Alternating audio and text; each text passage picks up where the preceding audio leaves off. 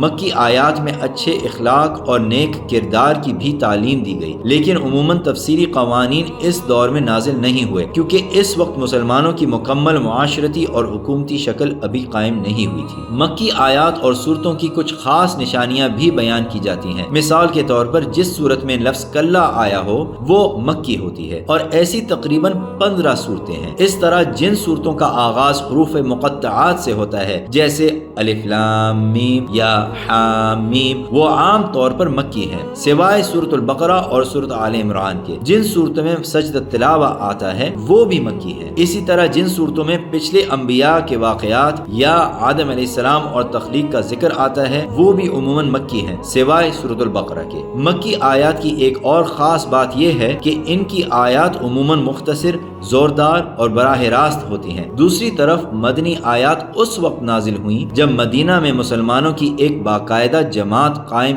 ہو چکی تھی، اس لیے مدنی آیات کے موضوعات زیادہ عملی اور اجتماعی ہو گئے۔ ان میں نماز، زکوٰۃ، روزہ، حج، خاندانی معاملات، مالی معاملات، حکومت، انصاف اور جرائم کی سزاؤں جیسے احکام بیان کیے گئے۔ یہ آیات ایک بڑھتی ہوئی اسلامی معاشرت اور امت کی رہنمائی کے لیے نازل ہوئیں۔ مدنی آیات میں یہود و نصارہ کی گفتگو بھی ملتی ہے۔ ان میں موسیٰ علیہ السلام اور عیسیٰ علیہ السلام کی اصلی تعلیمات کو واضح کیا گیا اور بنی اسرائیل کی تاریخ کا ذکر بھی کیا گیا۔ مدنی دور کا ایک اہم موضوع منافقین کا ذکر بھی ہے۔ یہ چیز مکہ میں اس طرح موجود نہیں تھی کیونکہ مکہ میں مسلمان ظاہر ہونے کا کوئی دنیاوی فائدہ نہیں تھا، لیکن مدینہ میں جب اسلام کو طاقت اور حیثیت ملی تو کچھ لوگ ظاہری طور پر مسلمان بن گئے مگر دل سے ایمان نہیں لائے۔ اس لیے قرآن نے مسلمانوں کو منافقت سے خبردار کیا اور بتایا کہ وہ ان صفات سے بچیں۔ مدنی آیات کی بھی کچھ عام نشانیاں ہیں۔ ہر وہ آیت جس میں کسی جرم کی سزا کا ذکر ہو